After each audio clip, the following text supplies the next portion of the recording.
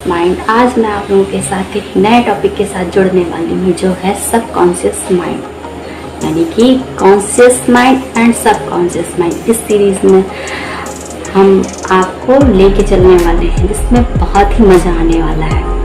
इसलिए आज हम इसकी समरी के बारे में जानेंगे, conscious mind and subconscious mind. उसके बाद फिर धीरे धीरे हम आपको आगे की सीरीज में और भी ज़्यादा डीप लेके जाएंगे। सो हमारे साथ बने रहिए। आपका मस्तिष्क आपकी सबसे कीमती संपत्ति है जो हमेशा आपके साथ रहती है। आप कभी भी कहीं भी किसी भी वक्त इसका अच्छे से अच्छा यूज कर सकते हैं, लेकिन आप इसकी अद्भुत शक्तियों का उपयोग तभी कर पाएंगे जब आप इसका सही से उपयोग करना सीख जाएंगे। आपके मस्तिष्क के दो स्तर होते हैं, चेतन या तार्किक स्तर, जिन्हें हम कॉन्शियस और सबकॉन्शियस में काफ़ी डीपली बहुत सारी बुक्स में और आपने कई सारे वीडियोस में भी देखा होगा। तो जो हमारा चेतन मन है वो विचारों को ग्रहण करता है, और जो विचार हम ग्रहण करते हैं इसी की प्रकृति के अनुसार हमारा अचेतन मन परिस्थितियों का निर्माण करता है। यहाँ सबसे सूक्ष्म तथ्य यह है कि अचेतन मन वही कार्य करेगा जैसे आप उसके अंदर विचारों की प्रकृति डालेंगे। जैसे आप अपने कॉन्शियस माइंड के द्वारा जैसे विचार आप अपने अचेतन मन को पहुंचाएंगे, वो वैसे ही विचारों को परिस्थितियों में बदलेगा। कहने का मतलब यह है कि आप अच्छी आदतें डालेंगे तो अच्छी आदतों के रूप में परिस्थितियां आएंगी, यदि आप बुरी आदतें डालेंगे तो बुरी आदतों के रूप में वो परिस्थितियां आएंगी। आप मानसिक रूप से जिसे भी स्वीकार कर लेते हैं, जिसे भी सच मान लेते हैं, आपका अचेतन मन उसे स्वीकार कर लेता है और उसे साकार कर देता है।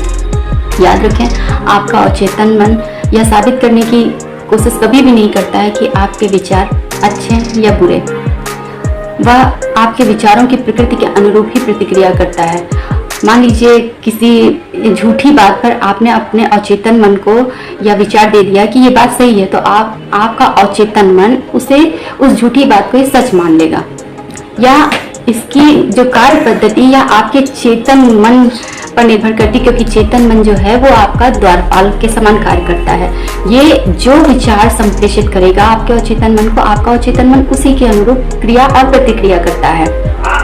चेतन मन को कई बार यथार्थवादी मन भी कहा जाता है। यथार्थवादी मन बाहरी दुनिया के प्रति सजग रहता है। यह शारीरिक जो पांचों इंद्रियां होती हैं शरीर की, उन्हीं के माध्यम से अनुभवों को ग्रहण करता है, शिक्षा द्वारा ग्रहण करता है, विचारों द्वारा ये कार्य करता है। और लेकिन जो आपका अचेतन मन है ये कभी भी इंद्रियों के माध्यम से आपके विचारों को ग्रहण नहीं करता है। इसके संप्रेषण का केंद्र आपकी पांचों इंद्रियां नहीं है। आपका अचेतन मन अंतर्ज्ञान से महसूस करता है। यह भावनाओं का स्थान है, यादों का भंडार है।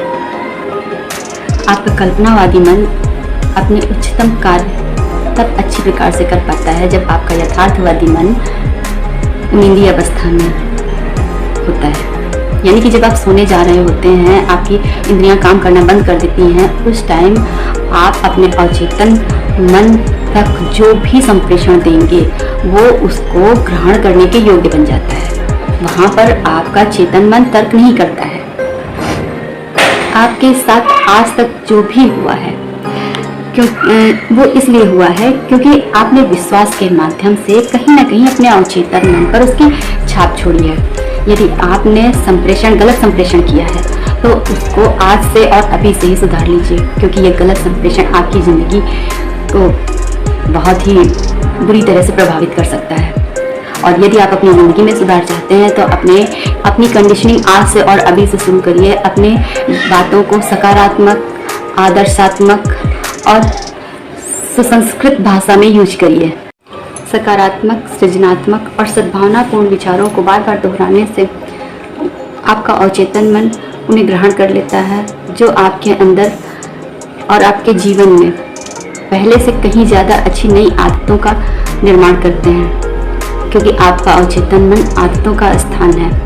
क्या आप विनाशक सोच, भय, डर, चिंता, निराशा इन बातों के शिकार हैं? तो आज ही इन्हें सुधारिए। अपने मन को, अपने अचेतन मन को लगातार सुख, शांति और उत्तम स्वास्थ्य के संदेश भेजें, ताकि आप अतिशीघ्र एक सुंदर और सुखमय जीवन व्यतीत कर सकें। उदाहरण के लिए आपको एक 75 साल की महिला की कहानी सुनाना चाहूंगी, जो बुजुर्ग होने के बावजूद भी उसे अपनी याददाश्त पे बहुत गर्व था। वो हमेशा चीज़ों को अच्छे से याद रखती थी, लेकिन चूंकि उम्र बढ़ने के साथ साथ धीरे धीरे औरों की तरह वो भी वस्तुओं को, चीज़ों को भूल जाती थी। उसे लगा कि बुढ़ापे के कारण अब मेरा दिमाग सही नहीं रहता है, मुझे चीज़ें याद नहीं रहती। इस तरह से बार बार अपने दिमाग को वो निगेटिव थॉट्स देने लगी, जिनका परिणाम यह हुआ कि नकारात्मक आत्म सुझाव के कारण वह पहले से और भी ज्यादा नाम और घटनाओं को भूलने लगी। सौभाग्य से उसे अपनी इस गलती का एहसास हुआ और उसने तुरंत विचारों को उलटना शुरू किया। जैसे ही उसके मन में ये विचार आया कि मैं घटनाओं को भूल रही हूँ, मेरी याददाश्त कमजोर हो रही है, वो तुरंत अपने विचारों को पलट देती थी और कहती थी और अपने सकारात्मक भाव से अपने अचेतन मन तक इस बात की घोषणा करती थी कि मेरा दिमाग पहले से बहुत अच्छा हो गया है, मेरी याददाश्त सुधर रही है, मैं जो भी याद रखना चाहती हूँ मुझे हमेशा के लिए याद रहता है और बहुत ही जल्दी मेरी याददाश्त पहले से बहुत अच्छी होने वाली। और उसका सकारात्मक रिजल्ट उसे इस तरीके से मिला कि 3 हफ्तों के अंदर उसकी याददाश्त वापस आ गई, यानी कि सामान्य हो गई। उसकी जो भूलने की आदत पड़ गई थी वो उसने खुद से अपना उपचार किया। यहाँ पर अपने अवचेतन मन से उसने उपचार करवाया और वो चीज़ों को पहले से अधिक बेहतर तरीके से याद रखने लग गई। उसे इस चीज़ का एहसास हुआ कि उसके अंदर कोई ताकत है जो हमेशा जो वो चाहती है, जो सकारात्मक भाव वो अपने जीवन में लाना चाहती है, वो करेगी। और उसके सकारात्मक विचारों ने उसकी बहुत अधिक मदद की। अक्सर होता ये है, पैदा होते ही हमारे ऊपर नकारात्मक विचारों की बमबारी सी होने लग जाती है, क्योंकि जब हम छोटे होते हैं तो हमें अपने कॉन्शियस और सब कॉन्शियस लेवल के बारे में कुछ भी पता नहीं होता है। जो भी जैसा हमारे सामने बोल के चला जाता है, जैसी हमें थिंकिंग दे जाता है, हम उसी को सच मान लेते हैं। जैसे तुम कुछ नहीं कर सकते, तुम्हारा कुछ भी नहीं हो सकता, तुम कभी परीक्षा में पास नहीं हो सकते, स्थितियाँ बिगड़ती जा रही हैं, समय बहुत खराब चल रहा है, पैसा नहीं आ रहा है, हम गरीब होते जा रहे हैं। इस तरह से बहुत सारे जो नकारात्मक विचार हैं ये हमारे मस्तिष्क तक पहुंचाए जाते हैं और हमारा मस्तिष्क सहज ही इन चीज़ों को स्वीकार कर लेता है।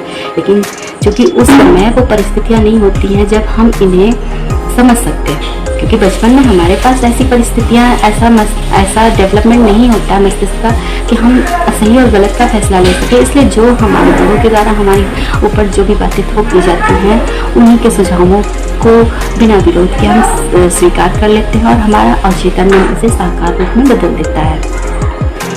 जो आपने कभी भी सोचा भी नहीं था वो भी आपके साथ होने लग जाता है। बहरहाल अब आप वयस्क हो चुके हैं, बड़े हो चुके हैं, समझदार हो चुके हैं। अब आप अपनी कंडीशनिंग स्वयं कर सकते हैं। जितनी भी नकारात्मक स्थितियाँ हमने अपने जीवन में पैदा की हुई हैं या नकारात्मक आदतें हमने अपने जीवन में विकसित की हुई हैं, तो अब समय आ गया है जब हम उन्हें अपने सकारात्मक कंडीशनिंग के द्वारा शुद्ध कर सकते हैं, अपनी आदतों में बदलाव ला सकते हैं। अपना जो अतीत है, जो दुखों से भरा हुआ अतीत है जिसमें नकारात्मकता, विनाशकता के सिवाय कुछ नहीं था, अब समय है हम उसे उसमें नया सृजन जोड़ सकते हैं। उसमें नई सोच के साथ, नई उम्मीदों के साथ, नई आदतों के साथ एक सुखमय जीवन की ओर अग्रसर हो सकते हैं। अगर आप चाहते हैं कि आपका अवचेतन मन आपके लिए सही तरीके से कार्य करे, तो आज से नहीं बल्कि अभी से आपको इसकी शक्तियों को पहचान कर सही तरीके से इसके साथ आग्रह करना होगा। इसके अंदर सही तरीके से विचारों का संप्रेषण करना होगा। यह हमेशा आपके साथ रहता है, हमेशा आपकी मदद करता है। जब आप सोते हैं तब भी आपके लिए काम करता है। आप नहीं समझ पाते हैं कि सोते हुए आपको कौन संचालित करता है। आप जब सोते हैं आपकी धड़कनों पर कंट्रोल करता है, धड़कनों को चलाता है, आपकी सांसों को देखता है, सांसों और जब भी कभी आपको चोट लग जाती है, मान लीजिए आपकी उंगली कट गई या कहीं से खून बह रहा, तो ये तुरंत आपके लिए उपचार करता है, आपकी चोट को घटता है। यह आपका सबसे सच्चा मित्र है। अपने मस्तिष्क के पहियों को विराम दें, आराम से बैठ जाएं, शरीर को शिथिल हो जाने दें और शांति से कहें, मेरा अवचेतन मन जवाब जानता है, यह इस समय भी प्रतिक्रिया कर रहा है।